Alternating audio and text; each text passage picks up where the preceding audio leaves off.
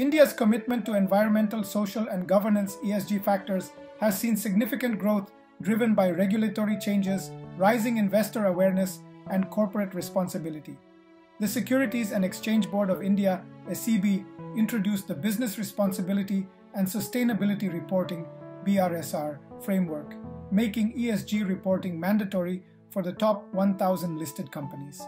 This framework is aligned with global standards, emphasizing transparency in environmental and social impacts, corporate governance, and sustainability efforts. India has also set ambitious goals for reducing carbon emissions, including a pledge to reach net zero by 2070 and achieve 500 GW of renewable energy by 2030. These goals have stimulated growth in green finance, with an increase in green bond issuances and supportive policies from the Reserve Bank of India (RBI). While challenges remain, particularly in areas like supply chain transparency and labor rights, India's ESG landscape shows strong potential, especially with ongoing regulatory developments. With sustained efforts, India could further integrate ESG principles across industries, enhancing its global competitiveness in sustainable development. Let us explore the topic in brief. Let us now discuss the origin of ESG in India. The concept of philanthropy in India has deep historical roots in Hindu philosophy, embedded in principles like dan, giving, and seva, service. Ancient texts like the Bhagavad Gita emphasized selfless service and charitable giving as spiritual duties. However, modern corporate philanthropy in India took structured form post-independence, particularly during the 1950s-60s. This period saw industrial families like the Tatas, Birlas, and Godrej establishing charitable trusts and foundations. Initially, these activities were voluntary and often influenced by individual business leaders' personal values rather than structured corporate policies. The informal nature allowed flexibility but lacked standardization and measurable impact assessment, which characterizes modern CSR practices. During the 1970s-80s, there was a surge in environmental awareness globally, driven by concerns about pollution, deforestation, and resource depletion. In India, issues like industrial pollution, soil erosion, and deforestation were becoming evident as industrialization and urbanization expanded. This period saw a growing public understanding of the need to protect natural resources, influenced by worldwide environmental movements such as Earth Day, 1970, and reports like the United Nations Limits to Growth, 1972, which emphasized the finite nature of resources. In response, the Indian government enacted key environmental protection laws to curb pollution and manage resources. The Water, Prevention and Control of Pollution Act of 1974 was among the first, focusing on water pollution control. This was followed by the Air, Prevention and Control of Pollution Act in 1981 and the Comprehensive Environmental Protection Act in 1986, which provided the framework for broader environmental regulation and signified a critical step in institutionalizing environmental protection in India. India's 1991 economic liberalization marked a turning point for businesses as it exposed Indian companies to international markets and global standards, including environmental, social, and governance (ESG) norms. This period of globalization increased competitive pressures and accountability, encouraging companies to align with global sustainability expectations. Indian firms began adopting formal corporate social responsibility (CSR) practices, transitioning from traditional informal philanthropy to structured CSR initiatives aimed at creating social value while ensuring transparency. Over time, this alignment laid the groundwork for India's current ESG framework, driven by regulations like the Companies Act 2013, which mandates CSR activities for certain companies. In the early 2000s, India witnessed a significant shift in its approach to corporate social responsibility (CSR), marked by the formalization of CSR strategies among businesses. This change was accelerated in 2009 when the Ministry of Corporate Affairs issued CSR guidelines, encouraging companies to align their operations with social, environmental, and governance principles. The guidelines urged firms to implement structured CSR programs rather than relying solely on ad hoc charitable activities. This formalization led to an increased focus on building relationships with various stakeholders, such as employees, customers, communities, and investors, thereby transforming CSR into a comprehensive, strategic aspect of corporate governance. As companies adopted these practices, they began publishing sustainability reports to transparently showcase their CSR initiatives and achievements. This move not only communicated their commitment to social responsibility, but also allowed them to benchmark their performance against global standards. A key element of this transformation was the alignment with international frameworks like the United Nations Global Compact, UNGC, which laid out universal principles on human rights, labor standards, environmental protection, and anti-corruption. By adopting such global standards, Indian firms not only improved their CSR practices, but also enhanced their global competitiveness. This alignment made Indian companies more attractive to international investors and stakeholders who prioritize sustainability and ethical governance in their decision-making. A major milestone in India's corporate social responsibility (CSR) journey came with the enactment of the Companies Act 2013, which mandated that certain companies allocate at least 2% of their net profit to CSR activities. This was a pioneering move, making India the first country to legislate CSR spending at such a scale. The Act applied to companies meeting specific criteria, such as those with a net worth of Rs 500 crore or more, an annual turnover of Rs 1,000 crore, or net profits of Rs 5 crore or more. The Companies Act also introduced a significant governance shift by making CSR committees mandatory at the board level, elevating social responsibility to a strategic business function. These committees are responsible for formulating and overseeing CSR policies and ensuring compliance with the Act.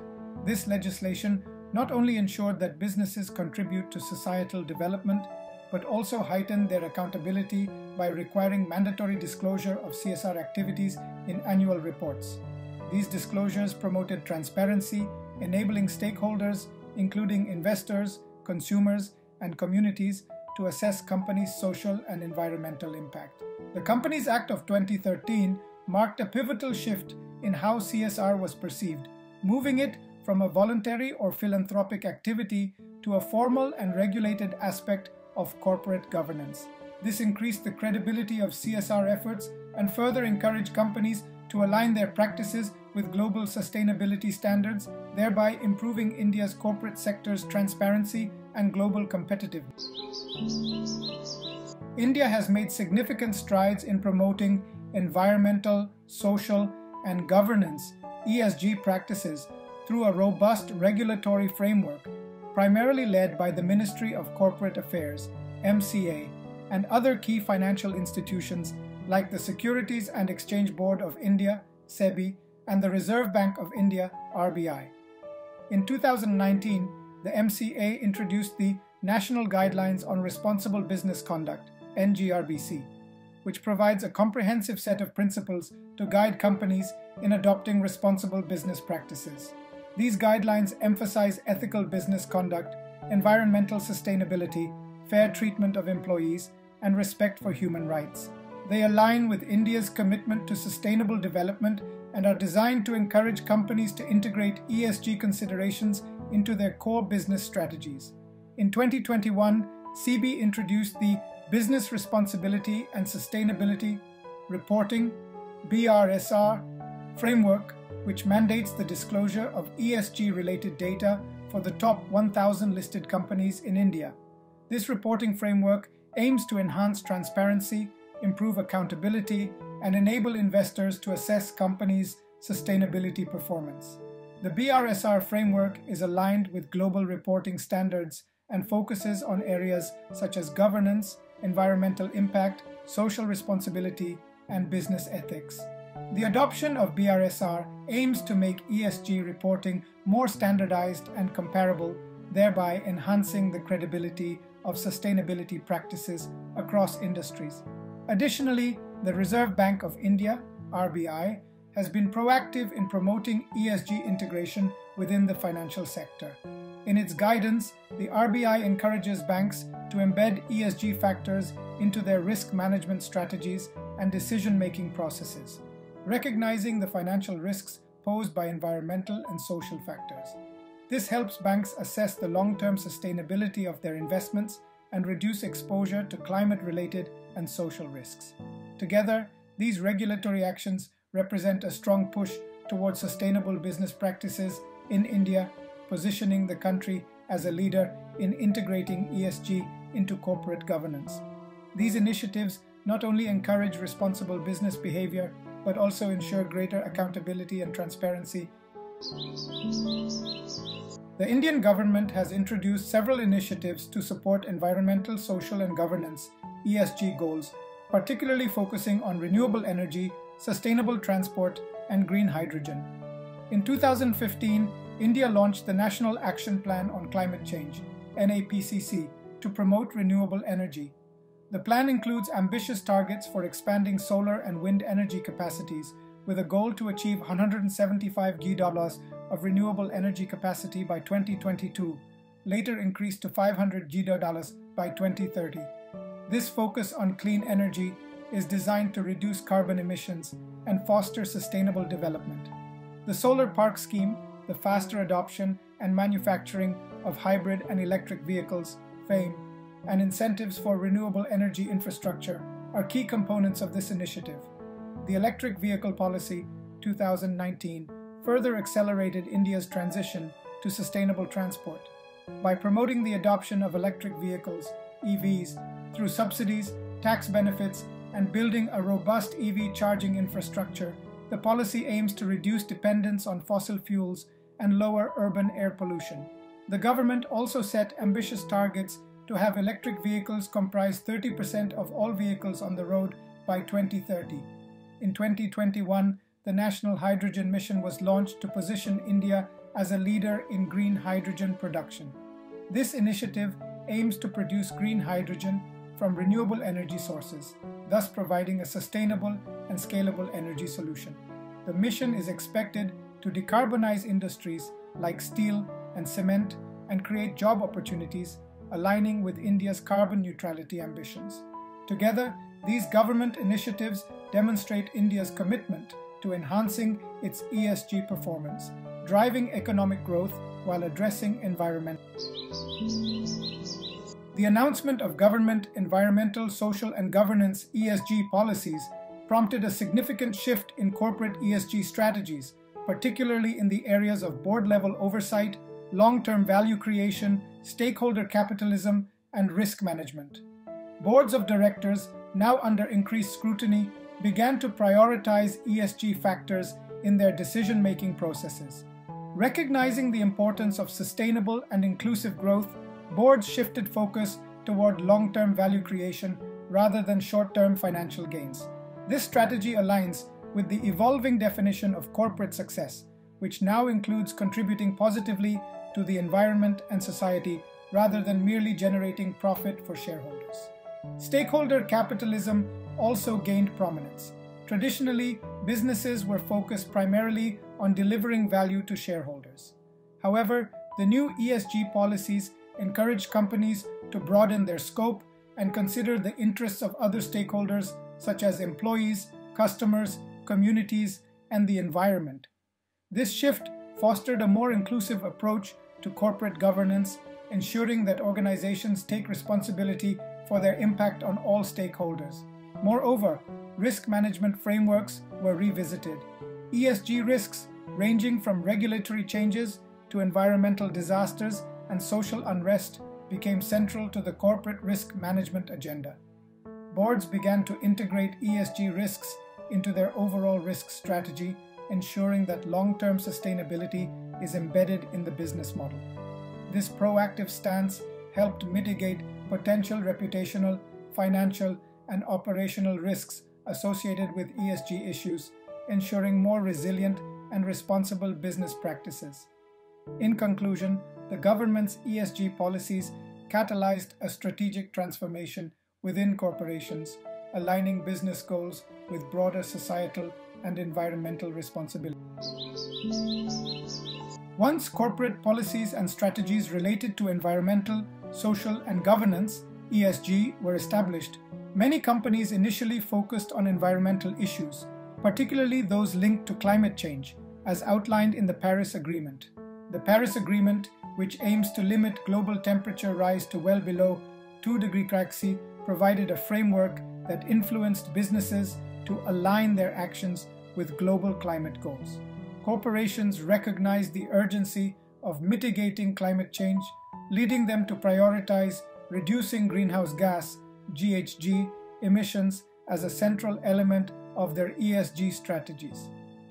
The commitment to the Paris Agreement became a driving force behind corporate climate action, compelling companies to set science-based targets for carbon neutrality and to measure their environmental impacts comprehensively.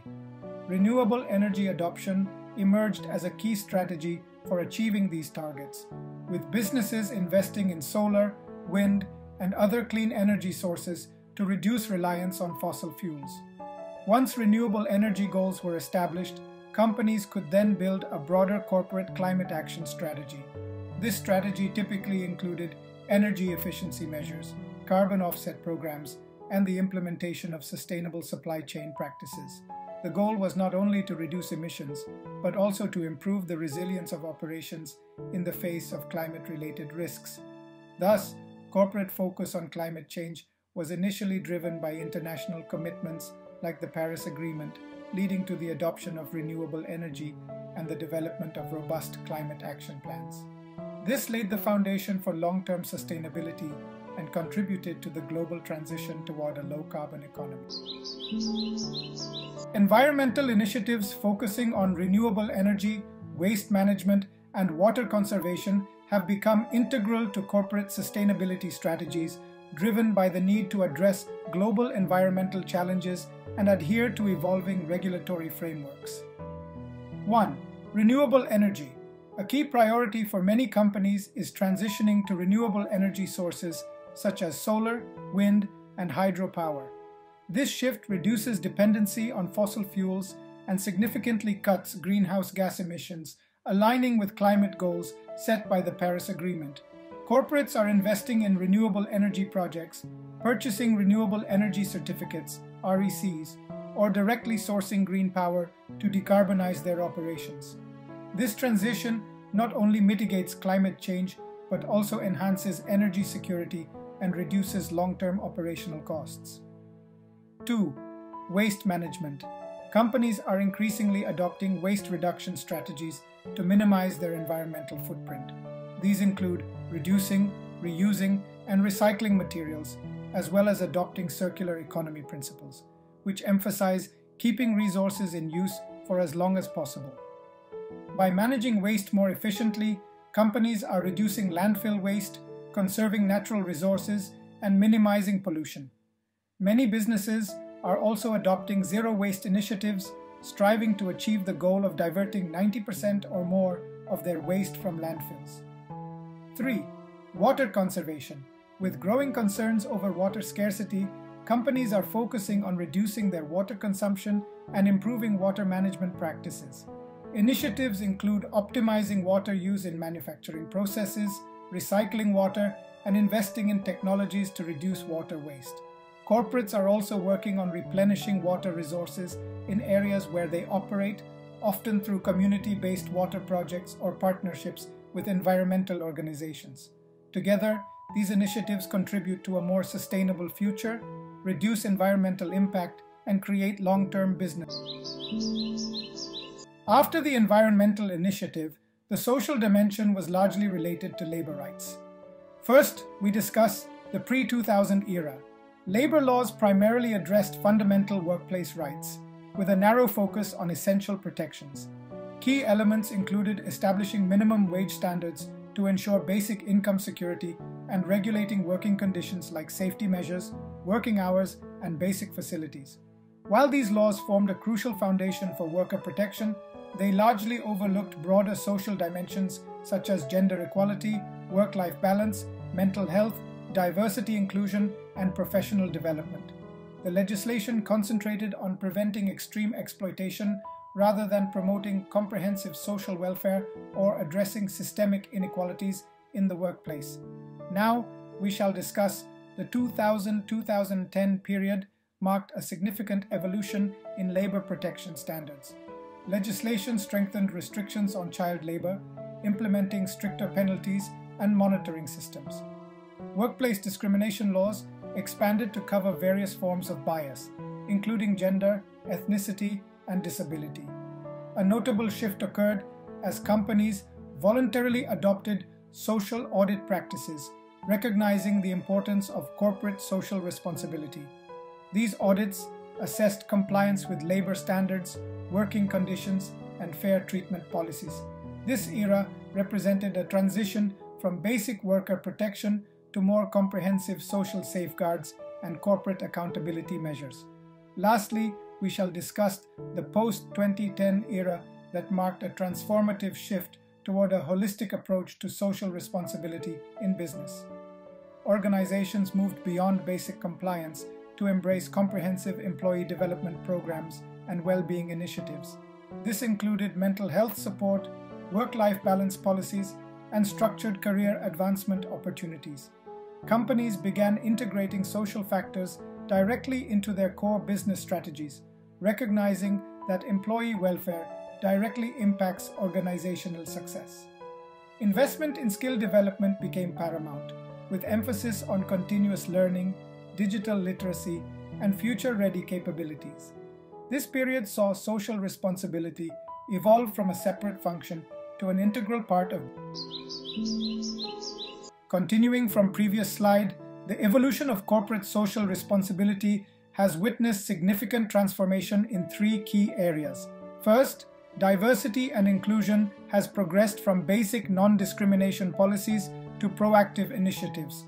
Organizations now implement targeted recruitment strategies, mentorship programs, and leadership development for underrepresented groups.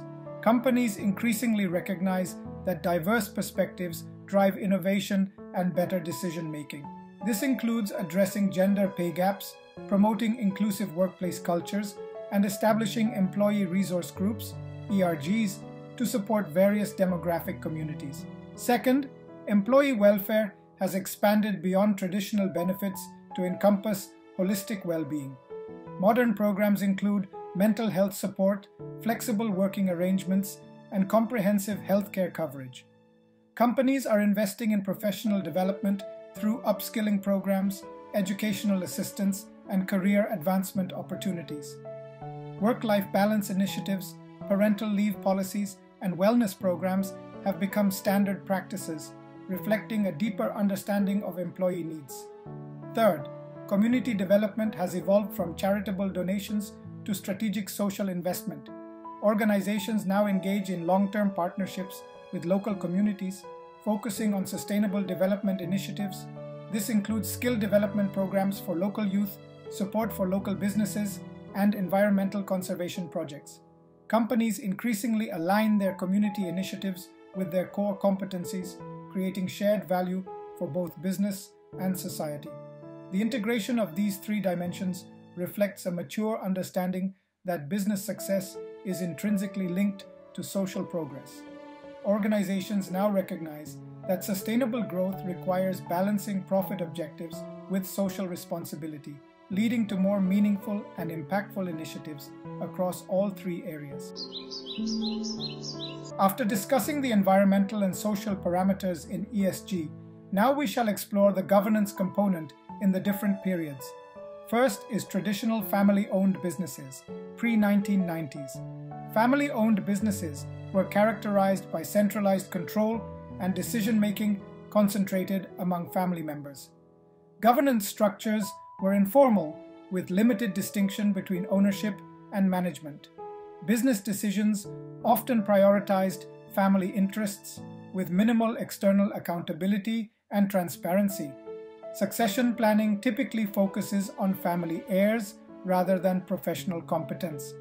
While this model provided stability and long-term orientation, it often lacked formal checks and balances. Second is related to liberalization and transparency, 1990s-2000s. Economic liberalization triggered significant governance reforms. Key changes included the introduction of independent directors, audit committees, and mandatory disclosure requirements. Stock exchange listings demanded greater transparency and shareholder accountability. Professional management began replacing family-centric leadership. Corporate governance codes emerged, emphasizing the protection of minority shareholders' interests. Regular financial reporting and compliance mechanisms became standardized practices. Third describes the modern governance practices 2010 onwards.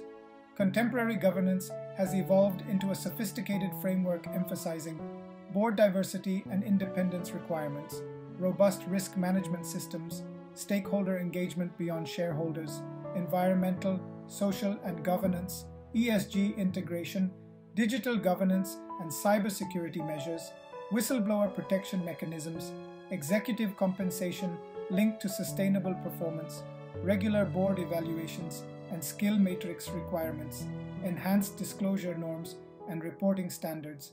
This evolution reflects a shift from family-centric control to professional management with strong institutional frameworks emphasizing accountability, transparency, and sustainable business practices. Recent corporate governance reforms, driven by ESG considerations, have significantly transformed organizational oversight mechanisms across several critical areas. First is related to board diversity that has emerged as a crucial governance requirement, with many jurisdictions mandating minimum representation of women directors and independent members. Companies are increasingly adopting diversity matrices covering gender, ethnicity, expertise, and age to ensure balanced board composition. Research indicates diverse boards demonstrate superior risk management and innovation capabilities. Second is related to shareholder committees that have gained prominence as essential oversight bodies. These committees ensure minority shareholder protection and engage in critical decisions regarding mergers, acquisitions, and major corporate actions. The emphasis is on enhanced shareholder democracy and participative decision-making. Third is related to executive compensation frameworks have evolved to incorporate ESG metrics alongside financial performance indicators. Modern compensation structures include long-term sustainability goals, climate targets, and social responsibility metrics. Clawback provisions and deferred payment mechanisms ensure alignment with sustainable business practices. Fourth is whistleblower policies that have been strengthened with anonymous reporting channels, protection mechanisms, and independent investigation procedures. Organizations are implementing robust digital platforms for confidential reporting and establishing dedicated ethics committees for complaint resolution. India is aligning its environmental, social, and governance (ESG) evaluation with international norms by adopting globally recognized standards such as the Global Reporting Initiative (GRI), Sustainability Accounting Standards Board (SASB), and Task Force on Climate-Related Financial Disclosures (TCFD). The Securities and Exchange Board of India (SEBI) introduced the Business Responsibility and Sustainability Report (BRSR) format, which incorporates these standards to enhance transparency and accountability in corporate sustainability reporting. The GRI standards provide a comprehensive framework for organizations to report on their economic, environmental, and social impacts. By linking the GRI standards to the BRSR, Indian companies can meet both national and international reporting requirements. The SASB standards focus on industry-specific sustainability issues, helping companies disclose material information relevant to financial performance. The TCFD recommendations guide companies in disclosing climate-related financial risks and opportunities, promoting better risk management and investment decisions. The BRSR format encourages companies to adopt these global standards, fostering self-reliance and ensuring that Indian businesses are well prepared to meet global investor expectations. This alignment with international norms not only enhances the credibility of Indian companies, but also contributes to the global effort towards sustainable development. The future of ESG, environmental, social, and governance in India looks promising, driven by one, regulatory evolution. The Indian government is strengthening its regulatory framework with SEBI's BRSR format, paving the way for more comprehensive ESG reporting. Future regulations are expected to further integrate global standards, enhancing transparency and accountability. 2. Technology integration. Advanced technologies like AI, blockchain, and IoT are playing a pivotal role in ESG. These technologies enable better data collection, monitoring, and reporting, making it easier for companies to track their ESG performance and ensure compliance. 3. Investor pressure. There is a growing demand from investors for companies to adopt sustainable practices. ESG factors are becoming integral to investment decisions, with investors seeking companies that demonstrate strong ESG credentials. This pressure is expected to drive more companies to align their operations with ESG principles. 4. Focus on circular economy. India is increasingly embracing the circular economy concept, which emphasizes resource efficiency and waste reduction. By adopting circular economy practices, companies can minimize their environmental impact, create new business opportunities, and contribute to sustainable development. These trends indicate a positive trajectory for ESG in India, positioning the country as a leader in sustainable business practices. Here we end this presentation and summarize what we discuss in this presentation. We have started with the origins of ESG in India, the progress made during early 2000s with CSR formalization, later discussed the milestones of the Companies Act, followed by the formation of regulatory framework for ESG, and discusses government initiatives supporting ESG. This in turn, how affected ESG and corporate strategy, which made to focus on environmental issues, climate change, and then explain environmental initiatives. Continuing the initiative later focuses on social dimension, which largely explained the labor rights, along with social responsibility trends within and outside the entity. Further, the evolution of the concept was discussed along with the ESG and corporate governance reforms, how ESG reporting frameworks progress in India, and what is the future of ESG in India was explored. Now the question arises, what the scope of ESG among different sectors is, and what are the emerging issues, challenges in implementation. Thus, next week we will dive into one more engaging topic, issues and challenges for the applied ESG in different sectors in India. Till then, I wish you all a happy and prosperous week ahead after Diwali.